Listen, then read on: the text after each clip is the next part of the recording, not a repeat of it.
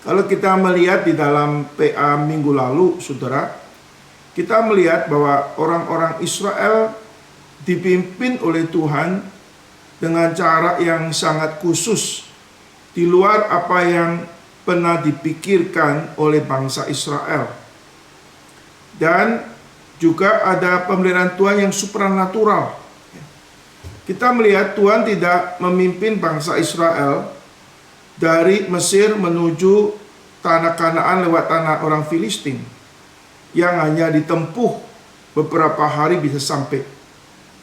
Bahkan sekarang kalau kita melihat, kita bisa 8-10 jam naik bus dari Mesir ke Yerusalem, saudara. Saudara, tapi kita melihat Tuhan memimpin bangsa Israel harus memutar sampai 40 tahun melewati itu semua. Memang Tuhan kasih alasan karena mereka belum siap untuk menghadapi peperangan melawan orang Filistin. Tapi apa sulitnya si orang Filistin? Tuhan menghadapi Mesir yang besar pun bisa menaklukkan. Kenapa menghadapi orang Filistin tidak bisa? Di sini kita melihat ada bijaksana Tuhan sendiri. Orang Israel memang belum siap mengalami pertempuran dengan orang Filistin. Tapi lebih dari itu ada maksud Tuhan untuk membentuk bangsa Israel untuk menjadi orang yang rendah hati. Kita mengakui bahwa orang Israel adalah orang yang terkenal tegar tengkuk. Orang yang keras maunya sendiri.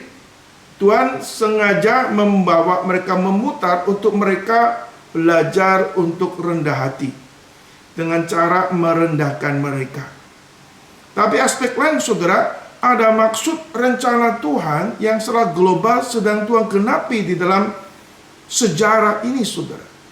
Kita bisa melihat dunia ini bukan satu kacamata. Ada banyak sisi yang kita bisa belajar dengan apa yang terjadi dalam kehidupan manusia. Saudara, hari ini kita akan melanjutkan studi kita bagaimana Tuhan memimpin orang Israel. Saudara, Tuhan memimpin orang Israel ada tiang awan, tiang api, ya. Boleh kata sesuatu hal yang spektakuler sebetulnya. Tapi bukan berarti walaupun Allah Maha Kuasa, Allah bisa melakukan supranatural action, tapi kadang-kala Tuhan melakukan sesuatu yang membuat kita bergumul. Kadang bertanya-tanya, kenapa hal ini terjadi dalam kehidupan saya? Dan hari ini, saudara, kita akan melihat satu babak di mana bangsa Israel setelah mereka keluar dari tanah Mesir, bagaimana Tuhan memimpin untuk mereka. Nah, kita akan melihat hal-hal yang akan sangat relevan di dalam kehidupan saudara sekalian. Mari kita melihat di dalam kitab Keluaran pasal ke-14. Kita akan membaca ayat 1 sampai 14. Berfirmanlah Tuhan kepada Musa demikian, katakanlah kepada orang Israel, supaya mereka balik kembali dan berkemah di depan Pihahirot, antara Migdol dan laut, tepat di depan Baal Zefon berkemahlah kamu di tepi laut. Maka Firaun akan berkata tentang orang Israel, mereka telah sesat di negeri ini, padahal burung telah mengurung mereka. Aku akan mengeraskan hati Firaun sehingga ia mengejar mereka, dan terhadap Firaun dan seluruh pasukannya aku akan menyatakan kemuliaanku, sehingga orang Mesir mengetahui bahwa akulah Tuhan. Lalu mereka berbuat demikian. Ketika diberitahukan kepada Raja Mesir bahwa bangsa itu telah lari, maka berubahlah hati Firaun dan pegawai-pegawainya terhadap bangsa itu. Dan berkatalah mereka, apakah yang telah kita perbuat ini, bahwa kita membiarkan orang Israel pergi dari perbudakan kita? Kemudian ia memasang keretanya dan membawa rakyatnya serta. Ia membawa 600 kereta yang terpilih, ya, segala kereta Mesir, masing-masing lengkap dengan perwiranya. Demikianlah Tuhan mengeraskan hati Firaun Raja Mesir itu, sehingga ia mengejar orang Israel. Tetapi orang Israel berjalan terus, dipimpin oleh tangan yang dinaikkan. Adapun orang Mesir, segala kuda dan kereta Firaun, orang berkuda dan pasukannya, mengejar mereka dan mencapai mereka pada waktu mereka berkemah di tepi laut, dekat Pi-hahirot di depan Baal Zephon. Ketika Firaun telah dekat, orang Israel menoleh, maka tampaklah orang Mesir bergerak menyusul mereka.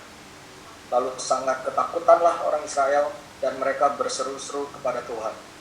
Dan mereka berkata kepada Musa, "Apakah karena tidak ada kuburan di Mesir, maka engkau membawa kami untuk mati di padang gurun ini?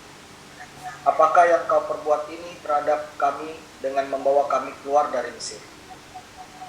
Bukankah ini telah kami katakan kepadamu di Mesir, janganlah mengganggu kami dan biarlah kami bekerja pada orang Mesir.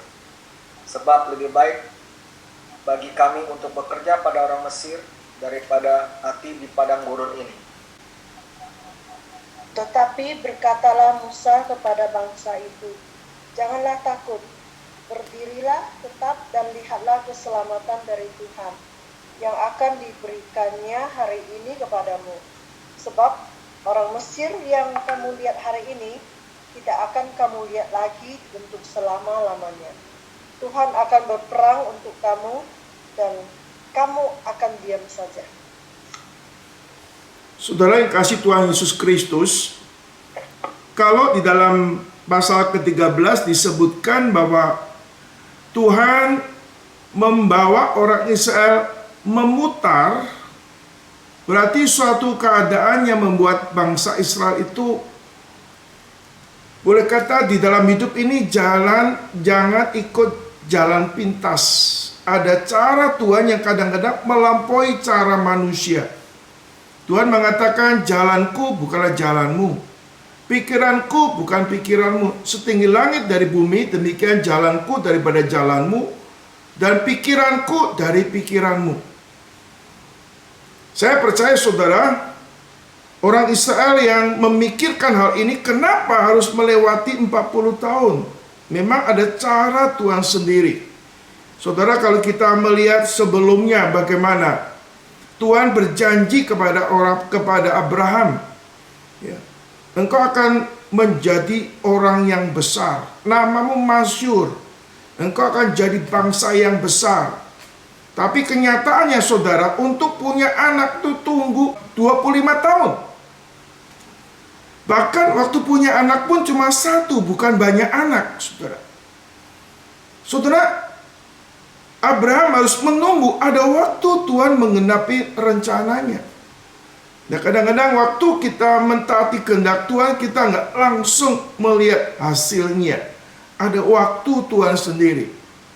Nah, kali ini saudara, kita bertemu saudara, bagaimana Tuhan menempatkan orang Israel dalam posisi yang terjepit. Orang Israel sudah dipimpin oleh tiang awan, tiang api dalam perjalanan menuju tanah perjanjian. Tapi pada saatnya Tuhan minta supaya orang Israel kembali ke Pahirot, di tempat di mana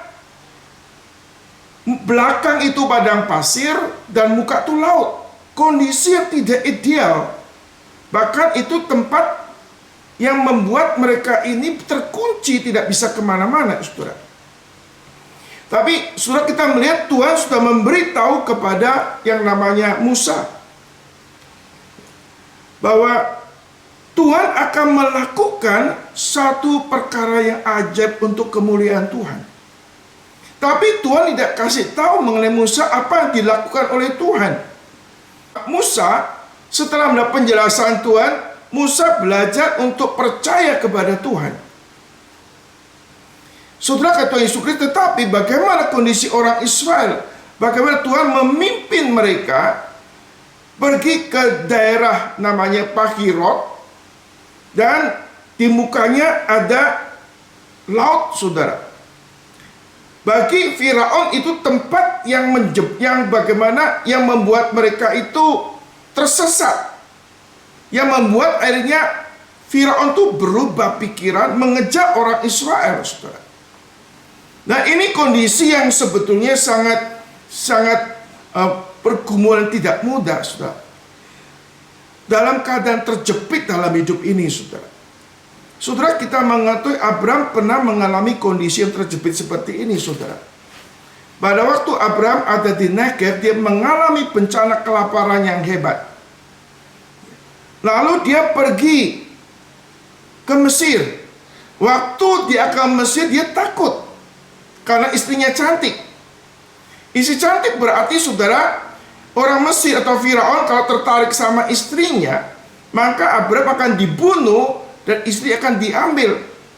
Maka Abraham dalam keadaan kejepit. Kalau dia bertahan di Negev akan mati kelaparan. Kalau dia pergi ke Mesir, awalnya akan terancam, saudara. Sebetulnya ada jalan lain yang tidak pernah kepikir yang dilakukan oleh Abraham. Abraham bisa melakukan sesuatu, yaitu dia tidak tetap di Negev dan tidak pergi ke Mesir, tapi kembali pergi ke Kanaan, saudara.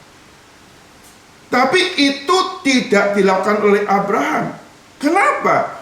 Abraham menggunakan common sense dia, akal sehat dia. Atau Abraham menggunakan bijaksana manusia, akhirnya dia tersesat di dalam hidup ini, saudara. Mengambil keputusan yang salah, akhirnya dia harus mengalami kerugian di dalam pertumbuhan imannya. Dia gagal di situ untuk menyaksikan imannya. Dan sekarang sudah kata Yesus Kristus, kita melihat orang Israel waktu keluar dari tanah Mesir, sekarang ada di suatu daerah yang buat mereka terjepit. Ya, saudara, dalam hidup kita ini, saudara, kadang-kadang kita nggak terduga apa yang akan terjadi, unpredictable. Saya percaya kita tidak ingin mengalami kehidupan yang akhirnya kita tuh terjepit di dalam kesulitan, bahkan dalam bahaya. Tapi di sini Tuhan izinkan orang Israel di dalam keadaan terjepit di dalam bahaya. Ya. Dia mengambil keputusan, tidak ada jalan lain, saudara. Dia dipaksa untuk berserah kepada Tuhan, atau mereka akan mati. Dalam hidup ini, saudara, kalau kita terjepit, seringkali kita berteriak, berseru kepada Tuhan. Nah, itu baik, saudara. Tapi nanti kita akan lihat, saudara.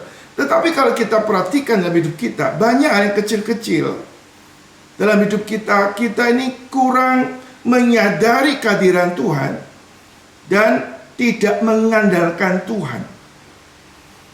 Kita mengandalkan Tuhan seringkali dalam perkara-perkara yang sulit, perkara-perkara yang berat, atau perkara-perkara yang jalan buntu, baru kita mengandalkan Tuhan. Seharusnya ya demikian.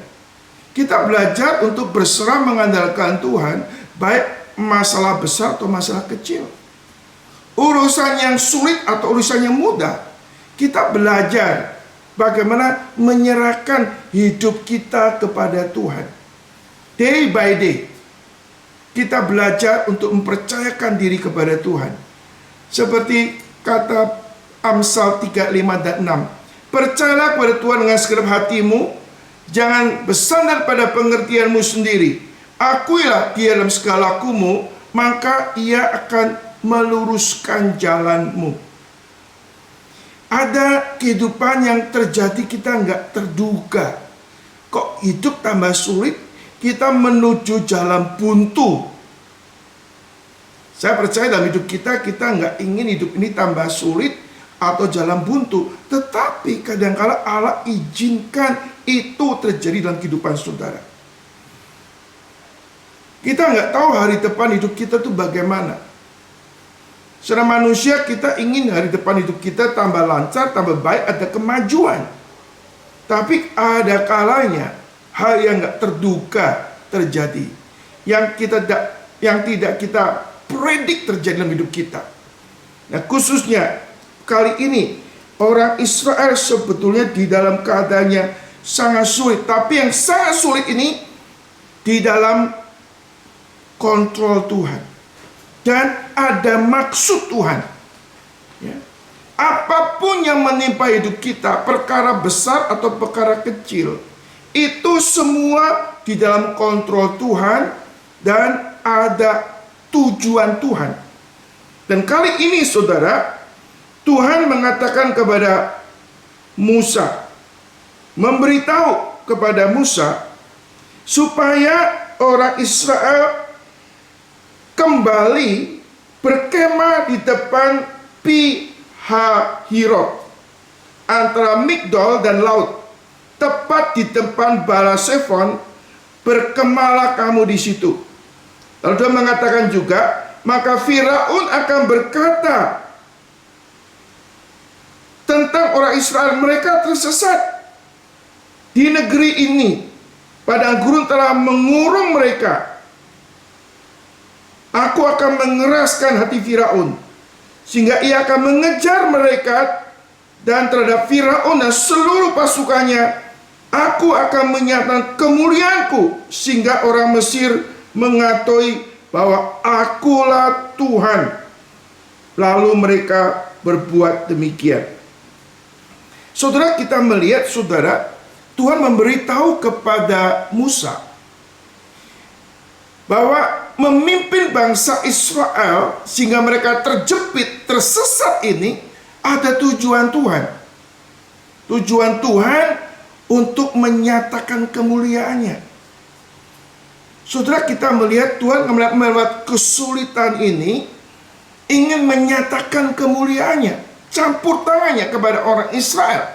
Tapi sisi lain saudara, kita melihat Tuhan pakai peristiwa ini ingin menjebak orang Israel, orang Mesir, menjebak Firaun. Saudara, kita melihat Firaun memandang bahwa orang Israel itu tersesat, tapi sebetulnya Allah sedang menjebak atau bikin trap, ingin menghabisin daripada Firaun dan orang-orang Mesir yang mengejarnya, saudara. Saudara, kalau kita perhatiin dengan baik, saudara, kita melihat bagaimana pikiran daripada Firaun, lalu bagaimana kita melihat pikiran daripada Tuhan. Saudara, Firaun tidak kurang melihat kuasa Tuhan yang luar biasa. Dia melihat 10 tulah yang menaklukkan segala Baal atau berhala dewa-dewa yang dianut oleh orang-orang Mesir. Firaun sudah melihat kebesaran Tuhan yang luar biasa sekali.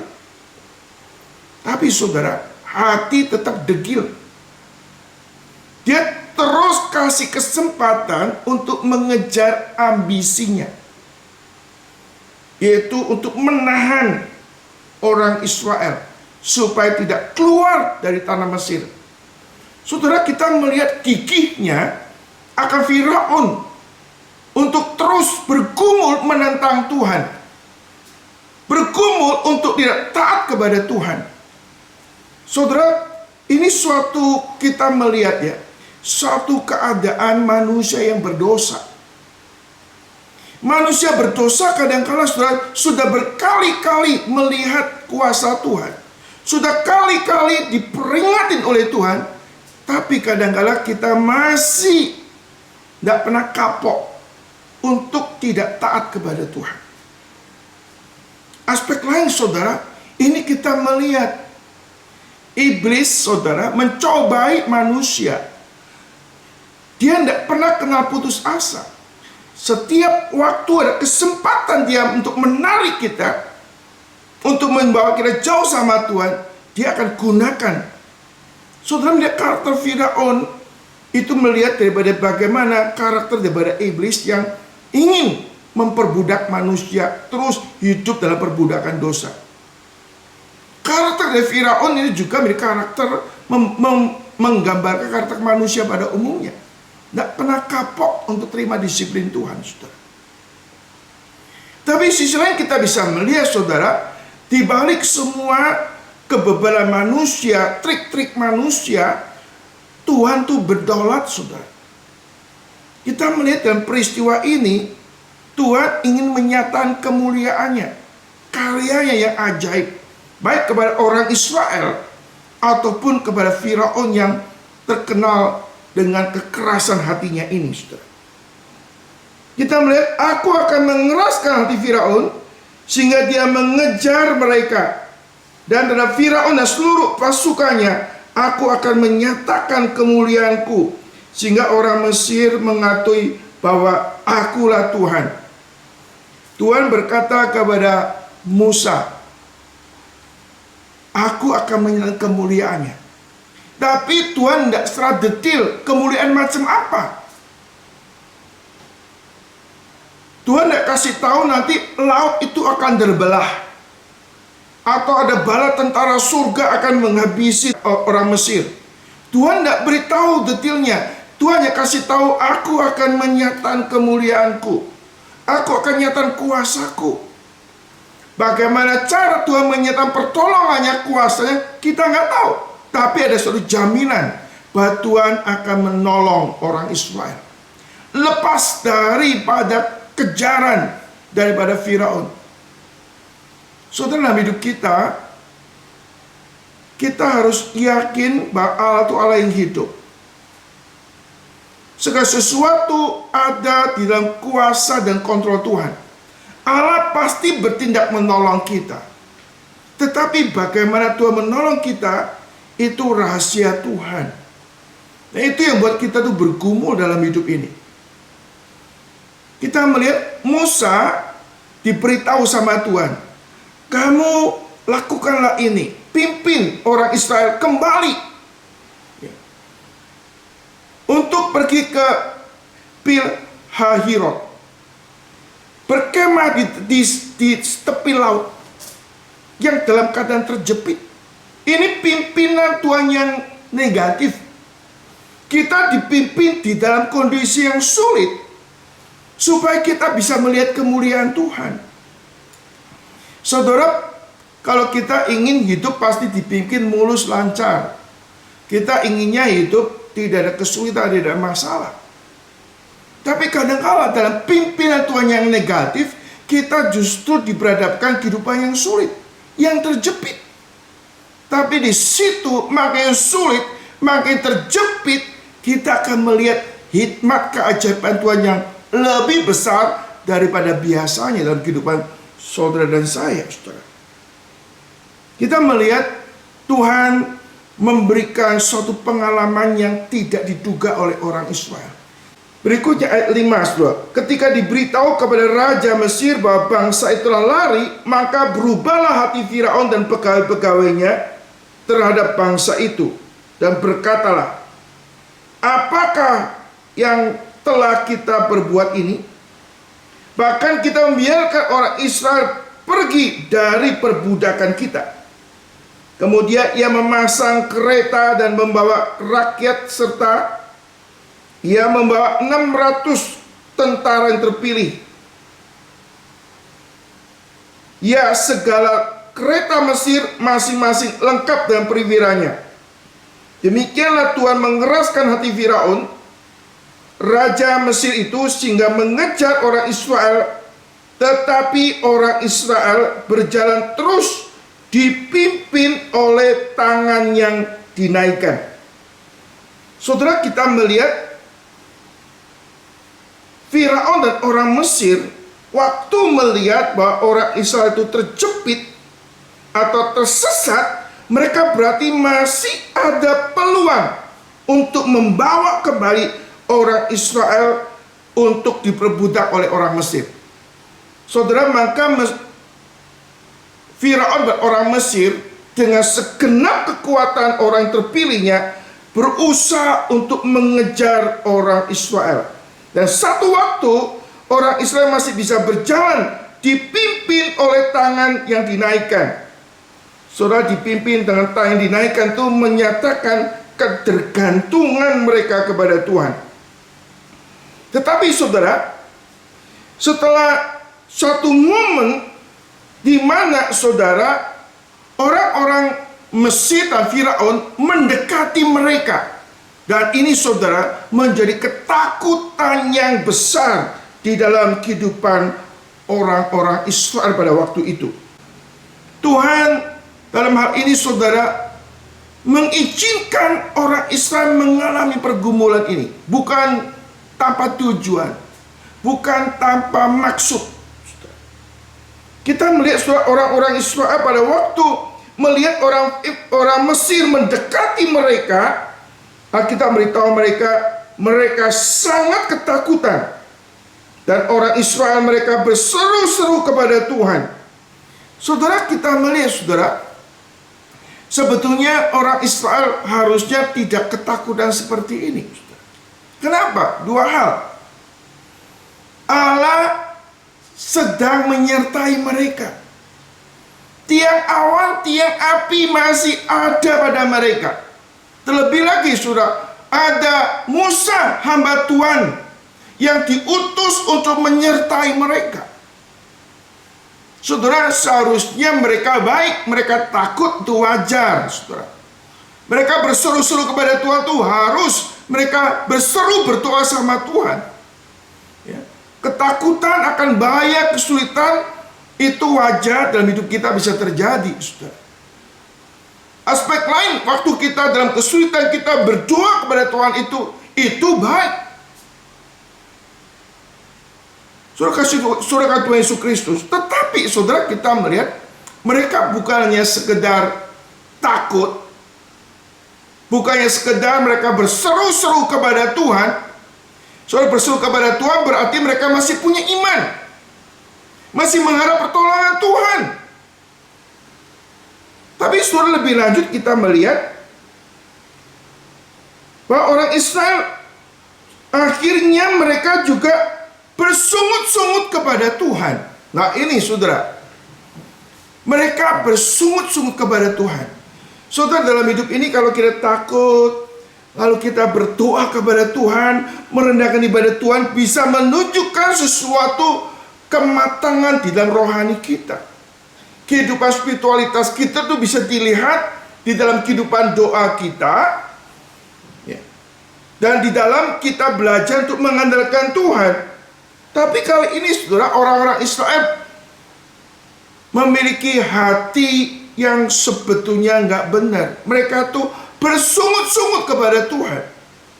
Ya, dikatakan saudara di sini, apakah karena tidak ada kuburan di Mesir, maka engkau membawa kami untuk mati di padang gurun? Jadi mereka sudah give up, sudah nggak ada harapan lagi. Kami akan mati. Ya. Lalu dikatakan lagi, apakah yang kau berbuat ini terhadap kami dengan membawa kami keluar dari tanah Mesir, saudara? Artinya saudara, mereka tidak memahami apa yang Tuhan kerjakan dalam hidupnya. Dia masih mikir, kenapa kau membawa kami keluar? Bukankah kami katakan kepadamu di Mesir, jangan mengganggu kami, dan biarkan kami bekerja pada orang Mesir. Sebab lebih baik bagi kami untuk bekerja pada orang Mesir daripada mati di padang gurun. Saudara, mereka masih terikat dengan hidup masa lalu. Sebenarnya kalau kita melihat, saudara, mereka sudah melihat mujizat Tuhan yang begitu besar. Mereka sudah melihat tiang awan, tiang api menyertai mereka. Mereka melihat Tuhan berbicara lewat Musa. Saudara, kalau kita melihat seharusnya iman mereka itu bertumbuh, lebih mempercayai Tuhan, atau lebih mengandalkan Tuhan. Tapi kali ini waktu dalam kesulitan ini, saudara, mereka ini bersungut-sungut kepada Tuhan. Nah ini nih sesuatu pergumulan daripada orang-orang Israel yang kekurangan iman atau kehilangan iman, tidak lagi percaya kepada Tuhan. Saudara, dalam hidup kita, sejauh mana kita mengetahui pertumbuhan rohani kita, atau sejauh mana kita bisa melihat kedewasaan rohani seseorang, kita bisa lihat pada waktu mereka menghadapi kesulitan, waktu mereka mengalami pergumulan dalam hidup ini. Saudara, kita nggak tahu kekuatan kuda, Kecuali kuda itu kita naikin, berapa lama dia kuat, saudara. Kadang-kadang kita melihat orang yang sudah sekian lama ikut Tuhan, begitu baik, begitu kuat, tapi sebenarnya belum teruji imannya. Nah, orang Israel, saudara, demikian juga. Mereka boleh kata kehilangan iman atau kurang beriman. Kita teringat pada kehidupan murid-murid Tuhan Yesus. Pada waktu Yesus membawa mereka naik kapal, tiba-tiba ada angin topan yang menyerang mereka, ombak begitu besar. Lalu mereka berteriak-teriak kepada Tuhan. Lalu mengatakan, Tuhan tolong kami, kami binasa. Lalu Tuhan menghadrik akan angin dan ombak itu menjadi tenang. Lalu Tuhan mengatakan, di mana imanmu? Kenapa kamu tidak ada iman? Demikian juga orang Israel, saudara. Pada waktu dalam keadaan kejepit, dalam kesulitan, dalam bahaya, mereka memang berdoa berseru-seru, tapi berseru kepada Tuhan tidak disertai dengan iman, pengharapan yang penuh kepada Tuhan. Mereka berseru-seru kepada Tuhan, akhirnya mereka mengeluh, mereka bersungut-sungut, mereka boleh kata punya hati yang tidak mau lagi ikut Tuhan. Lebih baik kami mati di Mesir daripada mati di padang gurun, saudara. Boleh kata mereka mengalami burnout, mengalami kondisi yang sudah tidak lagi mempercayai Tuhan. Tuhan pikirnya sudah punya pikiran negatif, Tuhan mau bikin mati kami ini di padang gurun.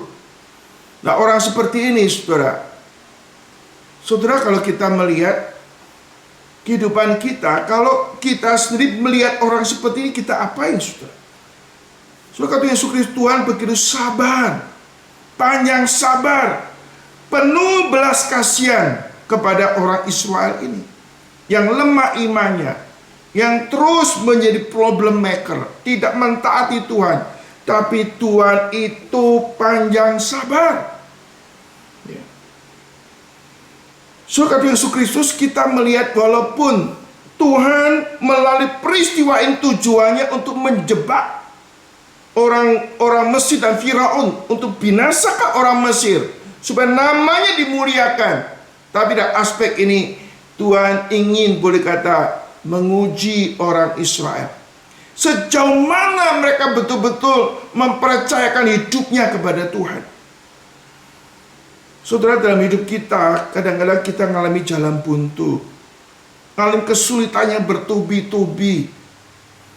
Itu ujian iman yang tidak mudah, saudara. Kita belajar mempercayakan kepada Tuhan, walaupun seperti nggak ada jalan buntu. Saudara, kalau kita mengalami hidup muka tidak ada jalan, belakang nggak ada jalan, kiri kanan nggak ada jalan. Ingat, ada jalan di atas. Jalan Tuhan yang tidak pernah kita duga, Tuhan akan nyatakan kepada kita. Seperti kadang-kadang kita katakan ada kesulitan yang tidak pernah kita duga, yang akan menimpa kita. Kita yakin di dalam belas kasihan Tuhan, ada cara Tuhan yang nggak terduga, akan Tuhan nyatakan kepada kita pada saat kita bersarah dan mengandalkan Tuhan. Pada saat kita melalui jalan buntu, bahkan orang melihat kita, kita tersesat. Saudara, bagi Tuhan nggak ada jalan buntu. Bagi Tuhan masih ada jalan terbuka. Maka jangan sampai kita kehilangan iman. Jangan sampai kita putus harap. Di dalam kondisi yang secara manusia nggak ada harapan, kita tetap berharap kepada Tuhan. Karena Tuhan adalah Tuhan yang berdaulat, membukakan pintu yang saudara nggak pernah kita duga. Saudara, bangsa Israel mengalami pergumulan yang tidak mudah. Ya, jalan buntu, jalan sulit, jalan yang memutar. Itu gambaran kehidupan manusia dalam dunia ini. Hal yang nggak terduga, yang nggak masuk akal, bahkan cara yang gila secara manusia. Tuhan kok pakai cara membuat saya ini sport jantung ya? Bagaimana saudara? Gak sepot jantung. Karena gak ada jalan keluar, gak ada way out. Sekarang tentara Mesir sudah mendekatin mereka, mereka gak bisa lari. Kenapa Tuhan menempatkan di tempat yang buat saya terjepit? Saya nggak bisa bergerak. Kadang-kadang bertanya, Tuhan, kenapa Kau tempatkan aku dalam situasi yang sulit ini? Apakah nggak ada tempat yang lebih bagus untuk kami? Justru di situ, saudara, kita akan melihat kehadiran Tuhan lebih besar pada waktu kita mengalami jalan buntu dalam hidup kita. Kadang orang melihat kita, kamu tuh nggak ada harapan lagi. Kamu sudah hopeless. Saudara, kadang-kadang kalau kita melihat orang lain yang dalam keadaan yang sebenarnya nggak tertolong lagi, kita kadang-kadang gampang untuk menilai, wah, orang ini nggak ada harapan lagi. Nah, mungkin orang ini bisa berubah. Bilang siapa? Kadang-kadang Allah mempunyai cara yang nggak pernah kita duga. Kadang-kadang Allah memiliki cara yang melampaui apa yang saudara pikirkan, saudara harapkan. Karena Dia Allah yang maha bijaksana, Allah yang kreatif di dalam melakukan kehendaknya untuk orang-orang yang sungguh-sungguh percaya kepada Tuhan. Saudara, kita melihat di tengah-tengah kebanggaan orang-orang Mesir ingin menghabisi orang Israel, di tengah-tengah orang-orang Mesir, orang-orang Israel mulai ketakutan dikejar oleh orang-orang Mesir. Kita melihat, saudara, Allah yang melihat segala sesuatu. Yang satu orang merasa bangga di atas angin, bisa mengalahkan orang. Suatu saat sisi lain ada orang yang sudah rasa inferior, gak berdaya. Saudara, Allah berdaulat atas segala sesuatu. Bagi orang yang sudah rasa mampu untuk menghandle, saudara, hati-hati. Supaya kita jangan sampai kita ini lupa kepada Tuhan. Lupa mengandalkan Tuhan. Yang terlalu inferior, terlalu gak sanggup. Jangan sampai kita menyangkali Tuhan. Di dalam kondisi ada orang yang aku rasa sanggup. Di tengah-tengah manusia rasa gak sanggup ini, Allah kemudian menyatakan kehadirannya.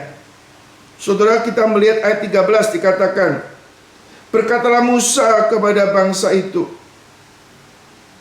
janganlah takut, berdirilah tetap, lihatlah keselamatan dari Tuhan yang akan diberikan kepada hari ini kepadamu, sebab orang Mesir yang kamu lihat hari ini tidak akan kamu lihat lagi untuk selama-lamanya.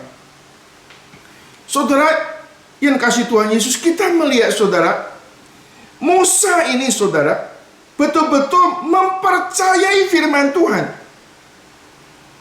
Saudara, saya percaya Musa bukan orang yang Superman, gak takut, saudara. Dia pasti ada ketakutan. Dia pasti ada kekhawatiran juga sebagai manusia. Tapi pada waktu dia dalam ketakutan, kekhawatiran, dia belajar untuk percaya dan mempercayakan diri kepada Tuhan. Waktu dia belajar percaya, mempercayakan diri kepada Tuhan, kepada janji Tuhan, di situ dia kuat. Di dalam Mazmur mengatakan, waktu aku takut, aku percaya, maka aku gak takut lagi. Saudara, dari tengah ketakutan kita, saudara, kita belajar mempercayakan hidup kita kepada Tuhan. Kita bisa mengingat akan apa yang sudah Tuhan lakukan pada masa lampau. Kita bisa mengingat akan janji Tuhan yang akan Tuhan genapi, sehingga kita tidak harus khawatir apa yang akan terjadi hari ini, saudara. Allah yang berdaulat akan hidup kita, baik masa ini atau masa akan datang. Hidup kita semuanya tergantung kepada Tuhan. Dan Musa waktu berbicara pada orang Israel, mengingatkan mereka, jangan takut, berdirilah tetap, lihatlah keselamatan daripada Tuhan. Ini suatu iman daripada Musa, saudara, bahwa Tuhan pasti akan bertindak, saudara. Dikatakan juga di sini saudara, yang akan diberikannya pada hari ini kepadamu. Sebab orang Mesir yang kamu lihat hari ini tidak kamu lihat lagi untuk selama-lamanya. Secara manusia, orang Israel dalam keadaan terjepit, gak ada harapan. Secara di atas kertas, saudara, Firaun pasti menang, Mesir pasti menang. Tapi kita melihat, saudara, Musa melihat berdasarkan terang firman Tuhan, janji Tuhan, bahwa menciptakan kondisi yang sulit itu Tuhan yang mengizinkan.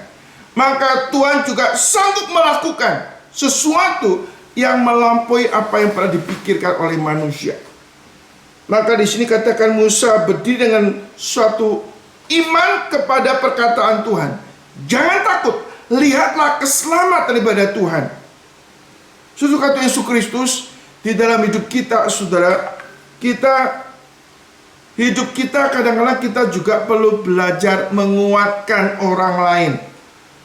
Kita bukannya sekedar menguatkan diri sendiri, kita belajar untuk saling menguatkan satu yang lain. Khususnya saudara Musa sebagai seorang pemimpin, dia adalah orang yang boleh kata melakukan kehendak Tuhan.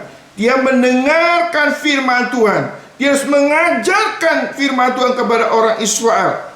Maka di sini saudara, Musa dengan confident bahwa Allah akan menolong mereka.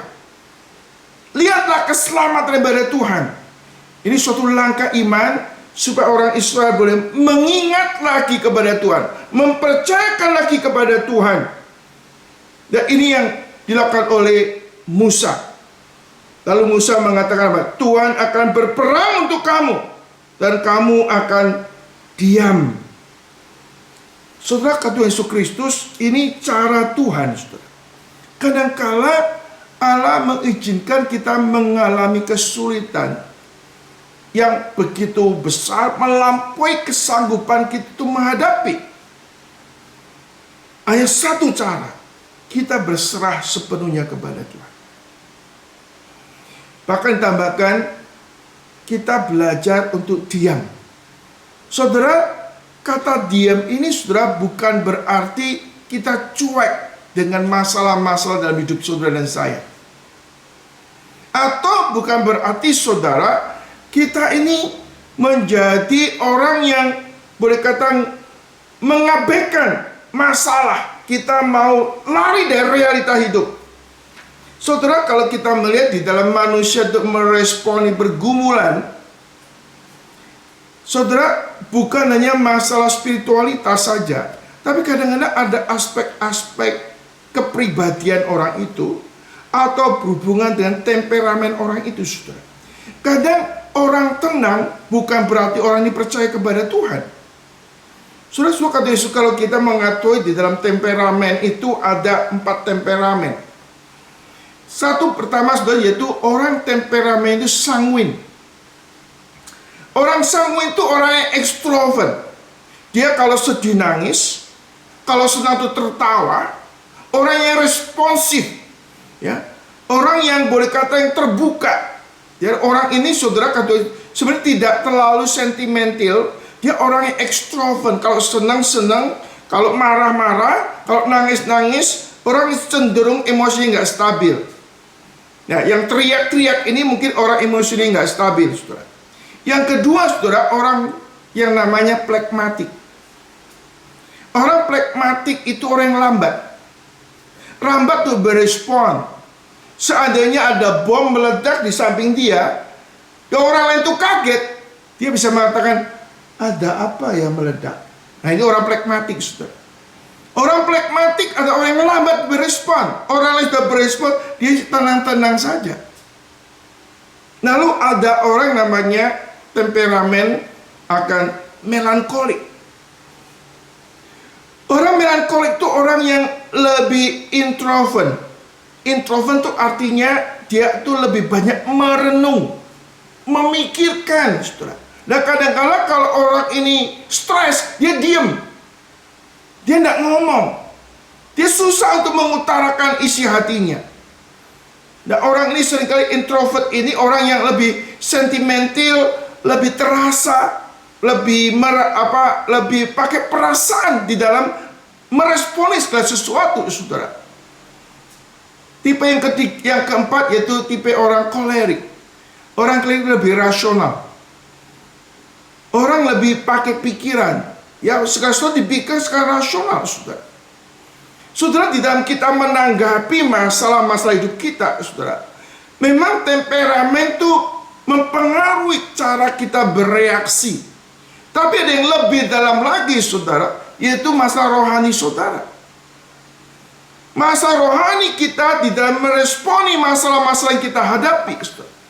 Memang kita nggak bisa lepas dengan masalah temperamen, karena itu bagian yang melekat dalam hidup kita. Dan memang setiap orang nggak ada yang temperamennya itu hanya satu. Kadang-kadang bisa mix, ya, bisa campur. Tapi ada yang lebih dominan. Orang yang rasional, kalau ada masalah nggak langsung dia putus asa atau nangis. Dia bisa tenang, dia mikir sehat. Dia nggak gampang untuk jadi orang yang give up, karena dia pikir, punya kekuatan mikir. Tapi sisi lain sudah orang-orang melankolik, yang mungkin dia rasa depresi, bisa stres. Orang pragmatik sebenarnya nggak ada masalah, tapi karena orangnya lambat saja. Aspek lain, orang-orang yang sanguin, orang reaksi, orang yang aktif, reaksi ada apa sedikit sudah gelisah dan takut. Dan ini sudah temperamen orang di dalam menghadapi situasi itu macam-macam. Tapi saudara, ada hal-hal yang mendasar yang perlu kita pahami, saudara. Alkitab mengajar kepada kita supaya kita ini percaya kepada Tuhan. Dikatakan, Tuhan akan berperang untuk kamu. Tuhan akan berperang untuk kamu, saudara. Maksudnya apa, saudara? Saudara, kata Yesus Kristus, hidup ini ada peperangan rohani. Peperangan rohani pada kita adalah hidup kita perang rohani. Kita menghadapi hidup sebagai anak Tuhan, menghadapi dunia yang dicemari oleh dosa.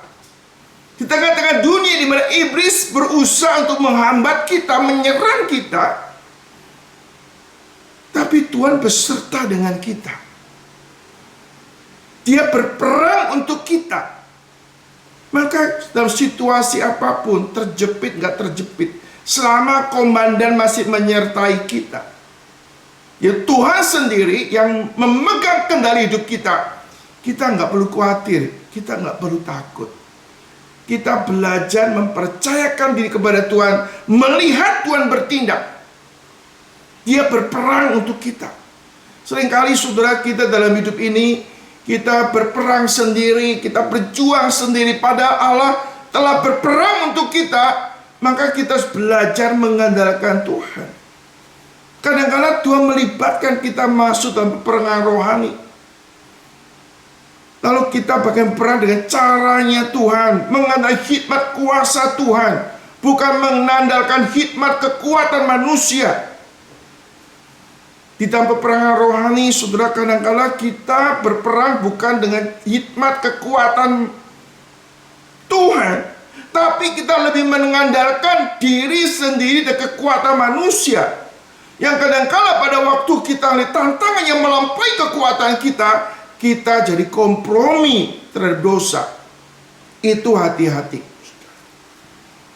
Kita jalan buntu, akhirnya menghalalkan segala cara untuk menyelesaikan masalah-masalah hidup kita. Justru kita makin parah, makin jauh sama Tuhan. Saudara, Allah berperang untuk kita, berarti kita belajar mempercayakan pergumulan kita kepada Tuhan. Andai kata pun kita mengatasi dengan cara hikmat kuasa Tuhan, bukan dengan hikmat cara manusia atau dengan pragmatis menghalalkan segala cara untuk mencapai tujuan. Kita harus belajar mempercayakan diri kepada Tuhan dalam peperangan ini. Saudara, ada satu ayat yang berapa kali saya pernah kutip, saudara. Kita melihat di dalam Yeremia pasal yang ke-17 ayat 5 dan 6. Beginilah firman Tuhan, terkutuklah orang yang mengandalkan manusia, yang mengandalkan kekuatannya sendiri, dan yang hatinya menjauh daripada Tuhan. Ayat 6, ia akan seperti semak bulus di padang belantara. Ia tidak akan mengalami datangnya keadaan baik. Ia akan tinggal di tanah yang angus, di padang gurun, di negeri padang asing yang tidak berpenduduk. Diberkatilah orang yang mengandalkan Tuhan, yang menaruh harapannya pada Tuhan. Ia akan seperti pohon yang ditanam di tepi air, yang merambat akar-akarnya di ketepian batang air, yang tidak akan mengalami datangnya panas terik, yang daunnya tetap hijau, dan yang tidak akan khawatir dalam tahun kering, dan tidak berhenti menghasilkan buah. Kalau sudah mau ingat ayat 5 sama 7, ini suatu kali yang kontras. Yang pertama, terkutuklah orang mengandalkan manusia, yang mengandalkan kekuatannya sendiri, yang hatinya menjauh dari Tuhan. Sebaliknya, diberkatilah orang yang mengandalkan Tuhan, yang menaruh harapannya kepada Tuhan. Saudara, dalam hidup kita kadang-kadang kesulitan besar atau kecil, saudara, Tuhan mau berperang untuk kita.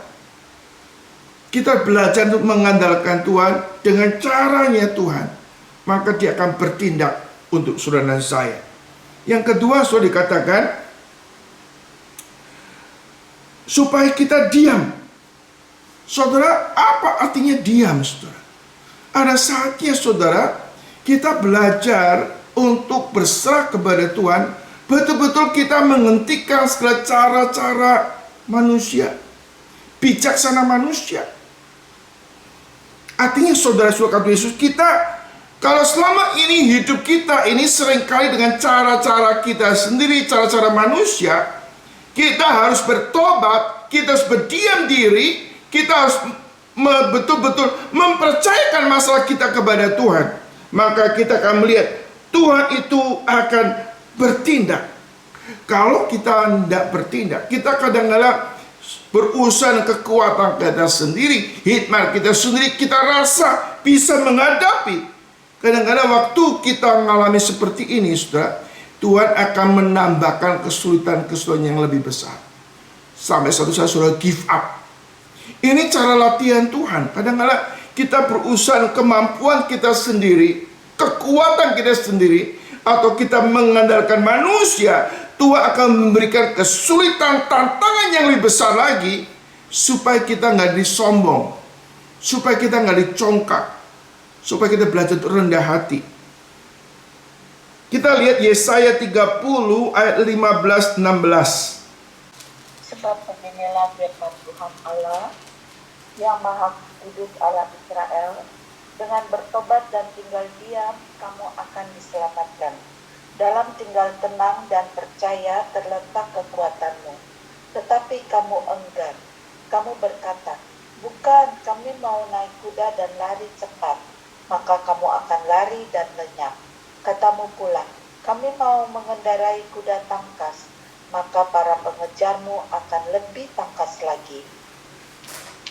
1000 orang akan lari melihat ancaman 1 orang.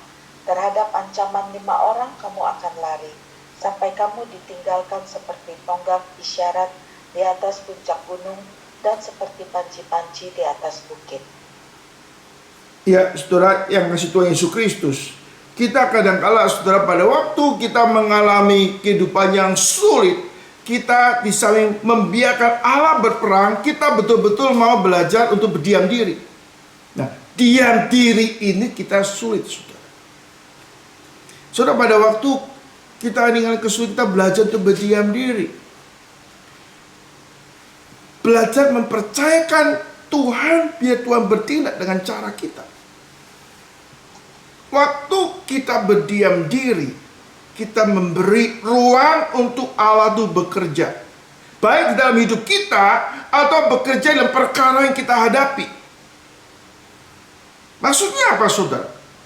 Kadang-kadang Tuhan mengajarkan supaya kita peperangan itu peperangan Tuhan, supaya kita belajar untuk berdiam diri. Mengajarkan apa, saudara? Supaya kita belajar mengatakan tanpa Tuhan saya nggak bisa berbuat apa-apa. Yang kedua, kita belajar supaya hanya Tuhan yang dimuliakan. Kita nggak bisa buat apa-apa tanpa Tuhan.